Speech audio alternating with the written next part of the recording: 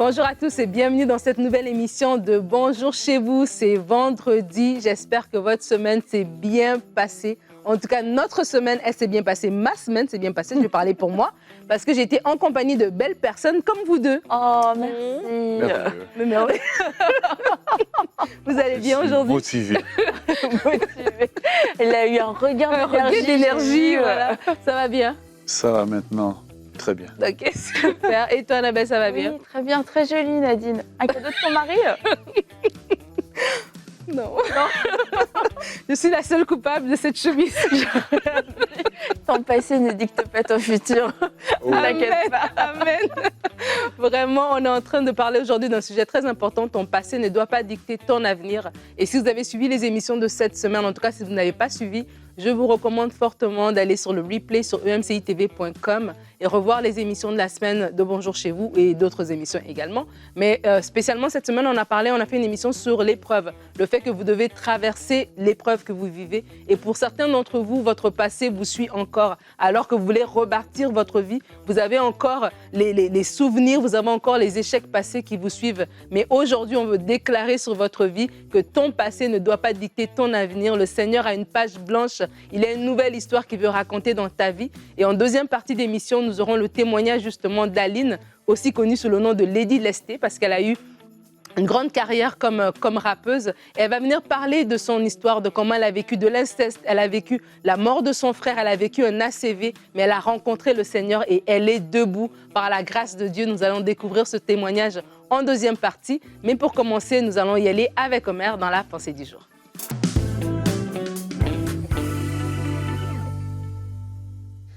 Vous savez, parfois on aimerait que notre vie, en fait, il y ait un bouton reset. Reset, c'est le bouton dont on peut se servir pour juste tout effacer et puis recommencer. On aimerait que notre vie soit comme les fameux jeux vidéo auxquels nos enfants se prêtent, dans lesquels on a 15 vies et la vie suivante n'a rien à voir avec la précédente. Malheureusement, on vit dans la réalité et dans la réalité, c'est que souvent notre passé va nous accompagner.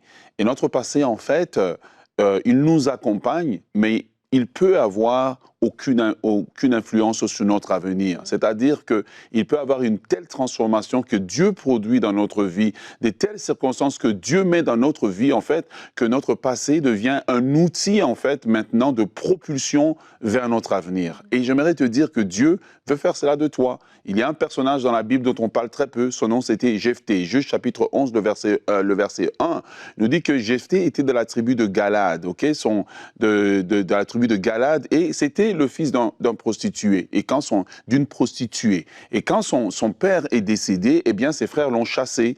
Et Jephthé est parti, eh bien il est devenu chef de bande. Eh bien maintenant, je voudrais t'inviter un moment à regarder les 4 points de sa biographie. Vraiment, il est le fils d'une prostituée, il est orphelin, son père est décédé. Ses frères l'ont chassé parce qu'ils ont dit que tu ne vas jamais hériter avec nous. Et puis évidemment, il s'en va être chef de bande. Chef de bande, ça ne veut pas dire qu'il était chef d'une armée, il était chef de voleurs. Donc il n'a rien qui augure que cet homme aura un avenir. Et peut-être que tu regardes ta vie, peut-être que tu es à la rue, tu es un sans-abri, peut-être que tu es là, tu n'as pas à manger et que vraiment tu as en fait tout qui joue contre toi.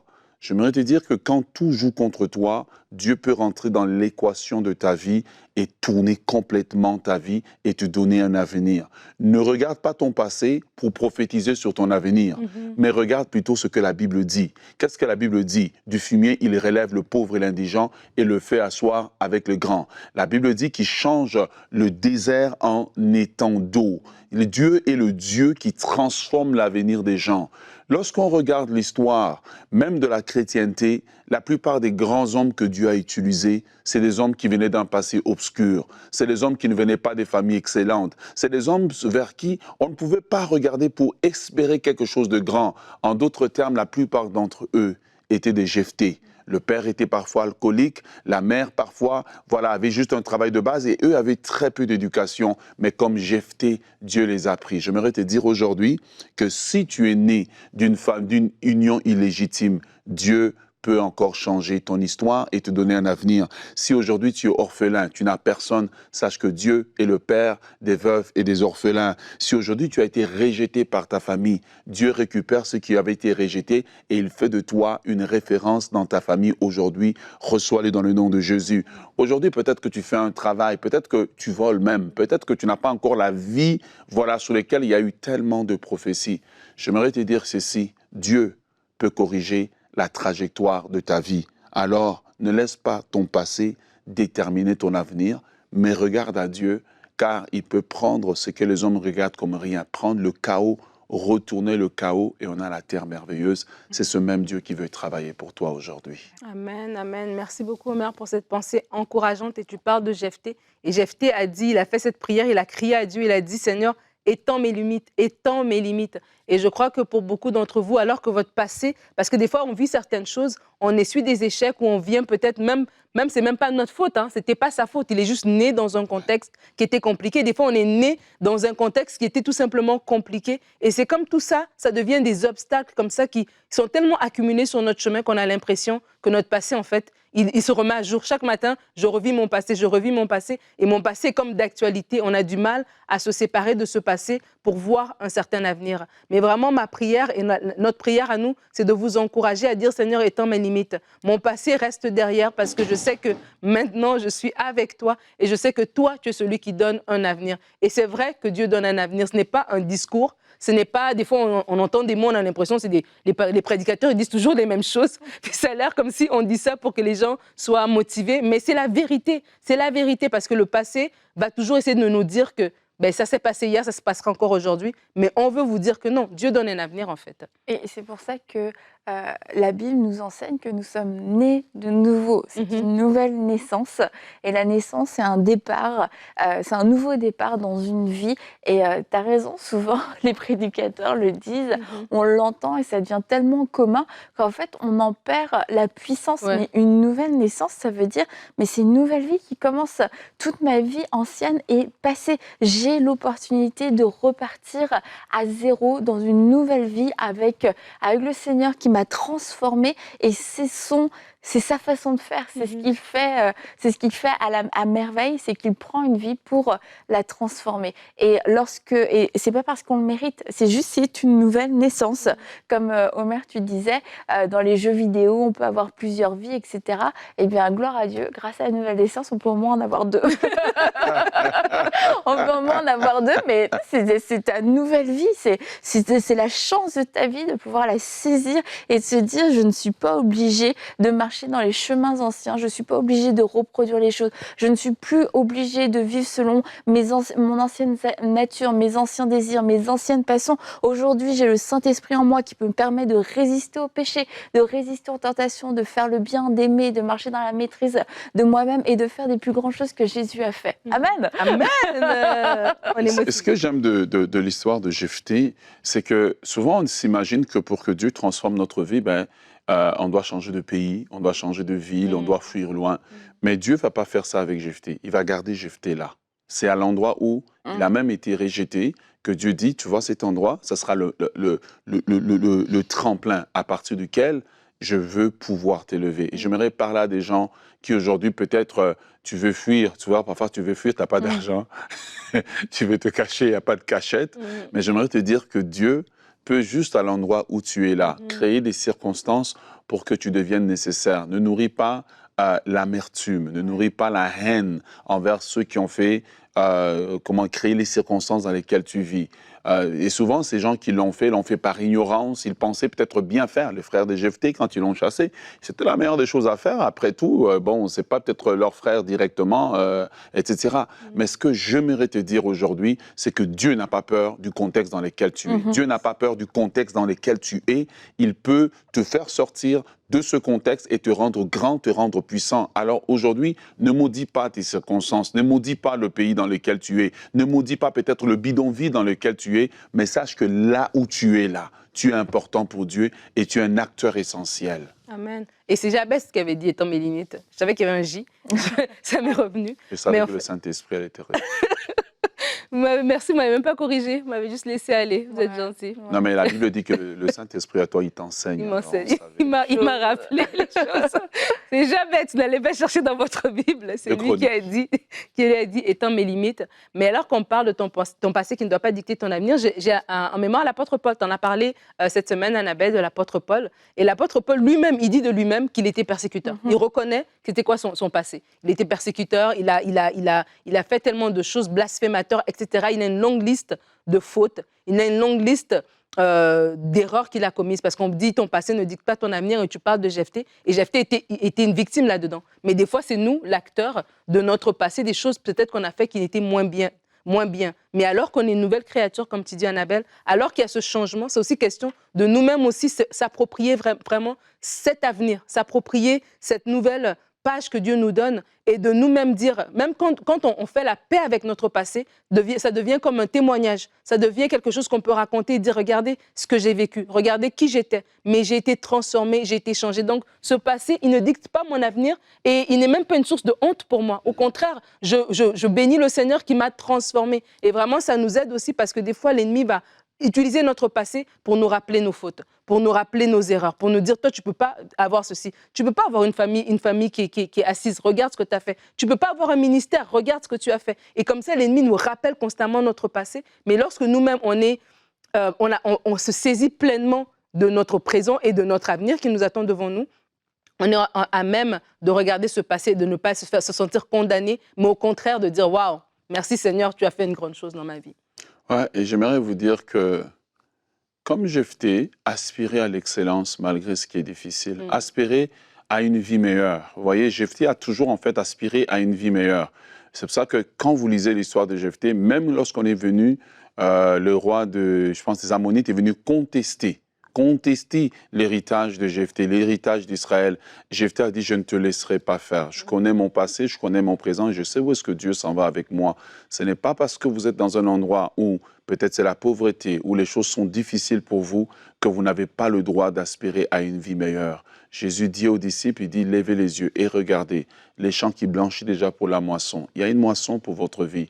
Il y a une récompense à votre fidélité. Ne vous laissez pas enfermer par vos circonstances parce que peut-être que voilà, l'eau n'est pas courante chez vous et que vous êtes là à regarder, mais qu'est-ce que je vais devenir?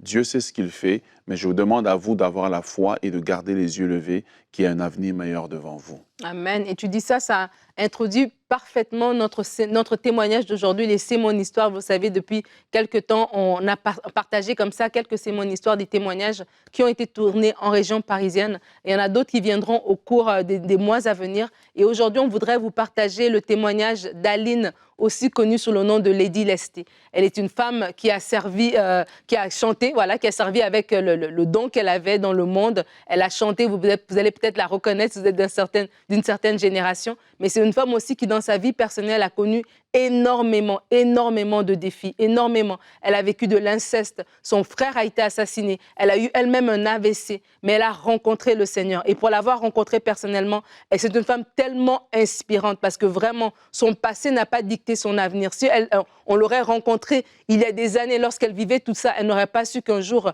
lorsque Dieu rentre dans la vie de quelqu'un, ce qu'il peut faire. Donc, ce qu'on est en train de dire, ce n'est pas de la théorie. Aline est l'exemple parfait de oui, Dieu change la vie de quelqu'un, comme de Jephthé, comme d'Aline, Dieu le fait. Et alors, je vous laisse découvrir son témoignage dans la rubrique « C'est mon histoire ». Et nous nous retrouvons pour notre rubrique « C'est mon histoire ». Aujourd'hui, nous recevons Aline. Bonjour Aline. Bonjour Nadine, Ça va? merci beaucoup de m'avoir invitée, vraiment. C'est le plaisir et le mien. Aline, on te connaît sous le nom de Lady Lesté. Peut-être certaines personnes te reconnaissent parce que tu étais une grande chanteuse rap.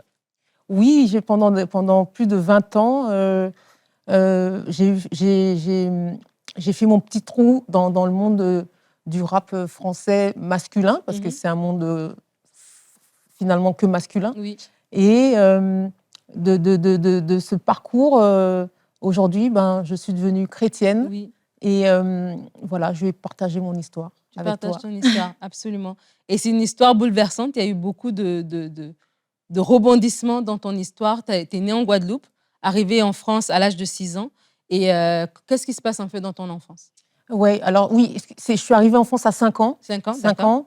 j'étais avec mon petit frère, mes 2 petits frères en fait. Moi j'avais 5 ans, mon petit frère avait 4 ans et mon autre petit frère avait 3 ans. Et voilà, on est arrivé en France, hein, vraiment choc culturel parce qu'on n'avait pas l'habitude de voir des immeubles. On est né dans la nature, la mer, la plage, le soleil. Et là, on arrive dans du mur, dans du béton, en fait. Et on a quand même été obligé de s'adapter. Et ce que j'ai remarqué qui a commencé à décrire l'histoire que j'allais passer avec mes parents, c'est que en fait, mon père, c'était quelqu'un de violent, très violent. Tous les week-ends, il buvait. Et quand il rentrait à la maison, c'était l'enfer, en fait. Il rabaissait ma mère, il frappait ma mère pour un rien. Et nous-mêmes aussi, on a été victimes de cette violence, en fait. Et pendant des années, on a vécu dans ce huis clos où on n'avait pas le droit de dire quoi que ce soit. On était sous-estimés, on recevait jamais l'affection qu'on aurait aimé avoir de chacun des parents. Hein. C'est pas juste mon père. Et voilà, c'est le début, c'est ça mon enfance, entre guillemets. C'est vraiment dans cette ambiance de violence, de peur, de colère aussi et d'insécurité. J'ai grandi comme ça, en fait.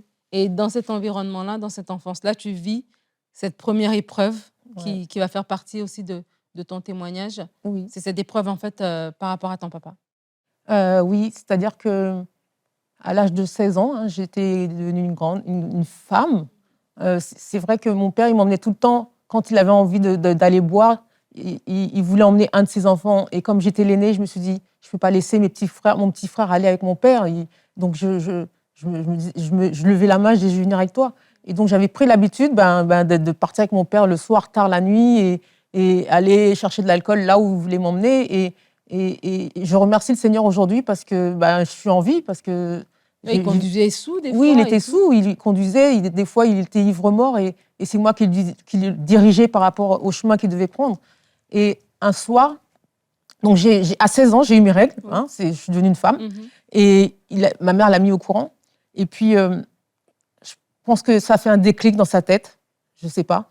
Et un soir, elle me dit, bon, viens, on va se promener. Donc, moi, j'avais l'habitude de partir avec lui et de partir chercher de l'alcool et de revenir sain et sauf. Et ce jour-là, en fait, on n'est pas parti chercher de l'alcool. En fait, il m'a emmenée dans un centre commercial. Et c'est là qu'il a fait l'acte qui a fait que ce jour-là, j'ai perdu mon père, en fait. Ouais. Et il m'a violée. Ouais. Il m'a violée sans remords. Et c'est à ce moment-là que je me suis rendu compte que j'avais perdu mon père. Et déjà, cette colère que j'avais emmagasinée depuis l'enfance, parce que toute cette violence, on la subissait, en fait. Et c'est vrai que quand je rentrais, à l'école, j'étais joyeuse, rigolote et tout. Et puis, dès que je rentrais chez moi, je portais ce masque parce que c'était des barrières que j'étais obligée de me mettre si je voulais survivre, en fait. Oui. Et quand il a fait cet acte odieux, c'est là que je me suis dit qu'en fait, j'ai perdu mon père, en fait. Et cette colère et cette haine, elle était là. Ça montait dans mon cœur, mais j'avais pas la possibilité d'en parler à personne. Et tu sais, c'est comme dans les animés. Hein. Un côté, il y a le côté bien qui dit, mais dis-le. Et l'autre côté qui dit, mais non, pourquoi, ça sert à quoi? T'as rien dit au début, qui va te croire, en fait? Et pendant un an, j'ai subi ces viols, en fait. Et j'ai eu la force, un jour, au bout d'un an, d'aller le dénoncer à l'école, et tout le processus judiciaire a commencé. Ouais, le processus judiciaire a commencé.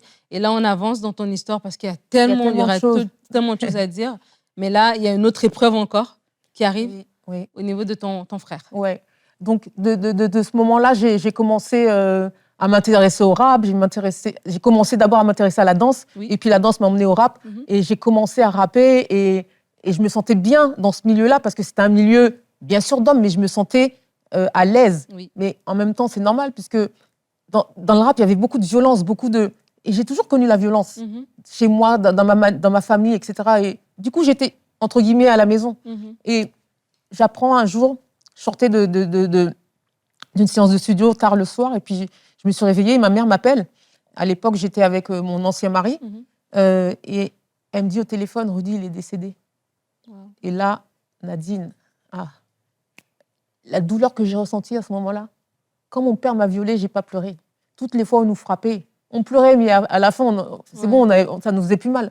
Là, j'ai pleuré toutes les larmes de mon corps, tout ce que j'avais pas pu Mhm. pleurer pendant Mhm. le... C'était horrible, en fait. J'ai perdu mon...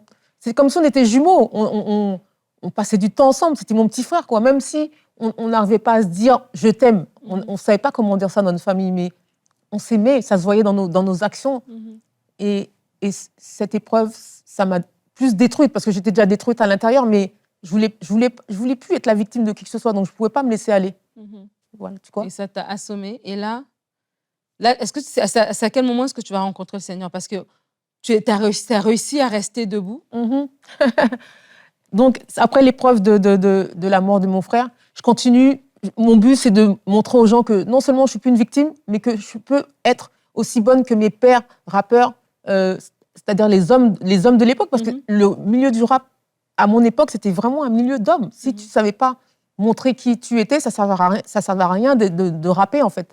Et j'ai continué, j'ai mis de côté la mort de mon petit frère, j'ai mis de côté le fait que j'avais perdu quelqu'un de cher. Oui. Et d'ailleurs, j'ai écrit une chanson qui s'appelle « Et si », qui m'a fait connaître du grand public. Et je continue ma route, parce que de toute façon, si je m'arrêtais, je ne pourrais plus me lever, en fait. Ouais. Et à ce moment-là, il y a eu plusieurs choses qui se sont passées. Cette colère et cette haine que mon père m'avait infligée, elle était là dans mon cœur. Oui. Il y avait tellement de sentiments que je n'arrivais pas à gérer. Et évidemment, il m'est arrivé quelque chose. J'ai eu un accident cérébral à l'âge de 30 ans. À 30 ans, tu fais un AVC. Un accident cérébral. J'avais déjà ma fille. Et j'avais laissé tomber Dieu, parce que je m'étais dit, quand je t'appelais, tu n'étais pas là. Quand mon frère est décédé, pourquoi tu n'as pas pu empêcher ça? Et donc, mon père m'a violée. Pourquoi tu n'as pas... Donc pour moi, Dieu, lui, il est à gauche, moi, je vais à droite, chacun fait sa vie. Mais le jour où j'ai eu cet accident cérébral et je me suis réveillée, dans mon cœur, j'ai dit merci Seigneur. Alors que j'étais pas... Je faisais un peu de catéchisme quand j'étais petite, mais je n'avais pas cette relation. Voilà. Et j'ai ouvert les yeux, mais je ne me souvenais plus de rien. J'étais bloquée du côté droit de mon corps, le visage déformé, je ne reconnaissais plus ma fille, je ne reconnaissais plus ma famille. Mais par la grâce de Dieu, je m'en suis sortie. Au bout de 2 ans, j'ai écrit un autre album. Je me suis mariée avec l'homme avec qui j'ai des enfants aujourd'hui, mon ex-mari. C'était en 2006. Et je suis tombée enceinte de mon deuxième enfant. Et je me suis dit, bon, là, je vais y arriver. Cette famille, je l'ai méritée. On va marcher ensemble, on va réussir. Mais en fait, la colère, la haine, tout ce que j'avais emmagasiné pendant mon enfance, c'était encore là, en fait. Ouais. Je devais trouver un moyen de m'en débarrasser. Et finalement, je n'ai pas réussi à rendre heureux mon mari. Et il a demandé le divorce en 2009. Et c'est là que je me suis retrouvée seule. Et là, mon monde s'est effondré. Ouais. Je suis partie dans une dépression. Je me réveillais juste pour mes enfants, en fait. Et ma petite sœur, qui s'était déjà convertie depuis plusieurs années, elle m'a invitée à une réunion. Elle m'a dit, viens, tu vas voir, c'est trop marrant. C'est pas comme à l'église catholique, et les gens, ils dansent, ils chantent. Moi, j'étais là. Ah ouais? Il veut faire quoi pour moi, Dieu? Et ma tante qui était là, elle m'a dit, mais viens, il y a un truc vraiment spécial qui se passe là-bas. Il y a des gens qui tombent. Quoi? Comment ça, ils tombent? Ils tombent de quoi? La curiosité et la musique. Oui. Dieu m'a attirée à lui. Oui. Je suis allée dans cette réunion. Je me rappelle, c'était en 2009, fin 2009.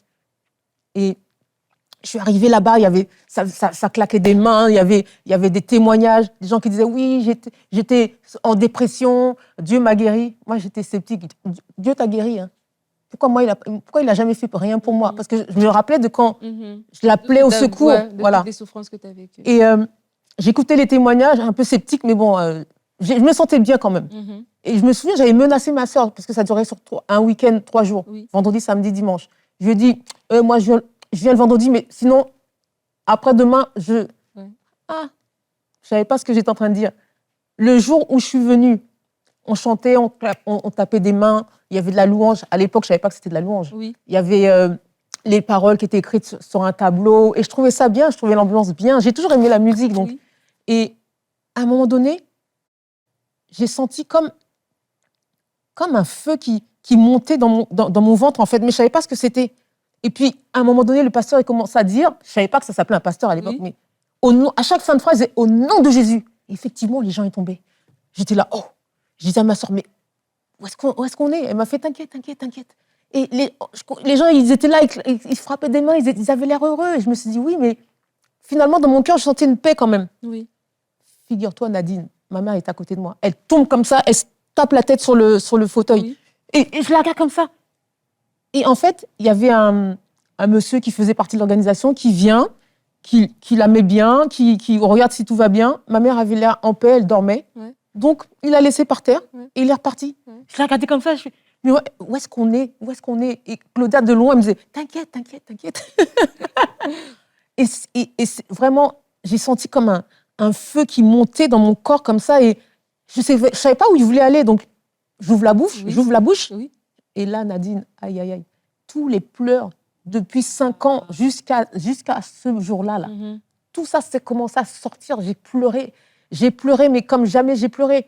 Et pendant que je pleurais, dans mon cœur, j'étais heureuse. Mon esprit était heureux. Et je sentais comme si physiquement, on m'enlevait des fardeaux sur les épaules, des fardeaux. Et pendant que je pleurais, pendant 2 minutes, au moins 5 minutes, je regardais ma sœur, elle me disait « t'inquiète ». Et je continuais à pleurer. Et quand j'ai arrêté de pleurer, j'ai essuyé mes larmes et j'ai continué à frapper des mains, à chanter les chansons qui étaient écrites sur le tableau. Ma mère, elle se relève, elle clappe des mains, comme si de rien n'était. Et en fait, ce jour-là, j'ai rencontré Christ.